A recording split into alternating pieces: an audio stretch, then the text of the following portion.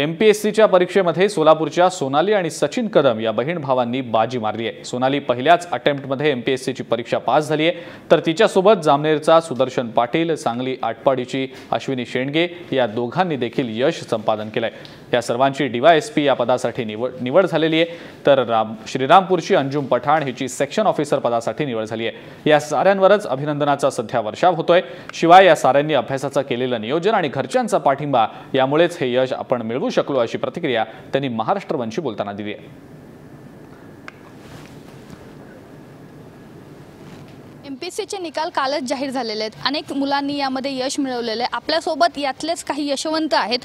सोनाली कदम आहे, महाराष्ट्रामध्ये बहीण भाऊ जे डीवायएसपी म्हणून निवडून आलेत, पहिल्याच प्रयत्नामध्ये ते ही परीक्षा पास झालेले आहेत। त्यापैकी सोनाली आपल्यासोबत आहे। सोनाली, काय सांगशील, पहिल्याच प्रयत्नामध्ये हे यश जे तू संपादन केलेलं आहे? या माझ्या यशामध्ये म्हणजे माझ्या भावाचा खूप मोठा वाटा आहे की त्याच्या गायडन्समुळेच मी इथपर्यंत पोहोचले। म्हणजे त्याचं जर गायडन्स नसतं किंवा त्याने मला मोटिवेशन दिलं नसतं खूपदा, तर मी इथपर्यंत पोहोचू शकले नसते।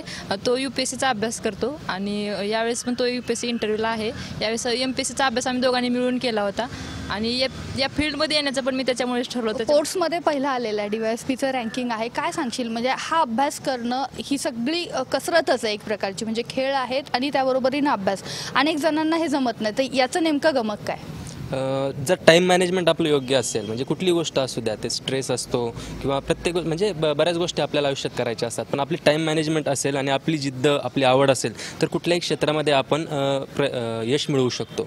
आणि तसंच माझं स्पोर्ट्सचं आणि याचं म्हणजे मी इंजिनिअरिंगला असताना, शेवटच्या वर्षाला असताना युनिक अकॅडमी जॉईन केली, तेव्हा ते इंजिनिअरिंगच्या शेवटच्या वर्षात मी क्लास केले।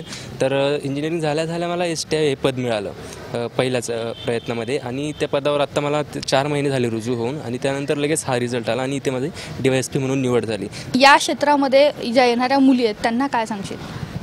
मुळातच मला सांगावंसं वाटतं की माझे पप्पा आणि माझे जी आई आहे त्यांनी मला खूप सपोर्ट केला आहे, आणि अशा प्रकारे सगळ्या मुलींना असे आईवडील लाभावेत की त्यांना नेहमी सपोर्ट करा, म्हणजे त्यांच्यावर विश्वास दाखवा आणि त्यांची जी मेहनत असेल त्याच्यावरही विश्वास करावा, जेणेकरून ते पुढे जाऊ शकतील। तू डीवायएसपीच्या रँकिंगसाठी तुझं सिलेक्शन जे आहे ते झालेलं आहे।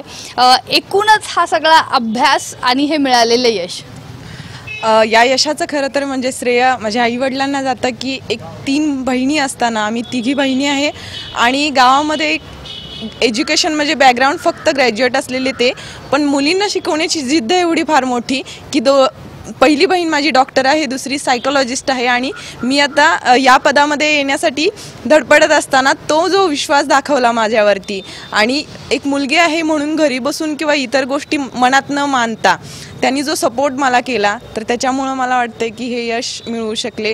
पुण्याहून व्हिडिओ जर्नलिस्ट नितीन नगरकरसह अश्विनी सातवडुके, महाराष्ट्र वन।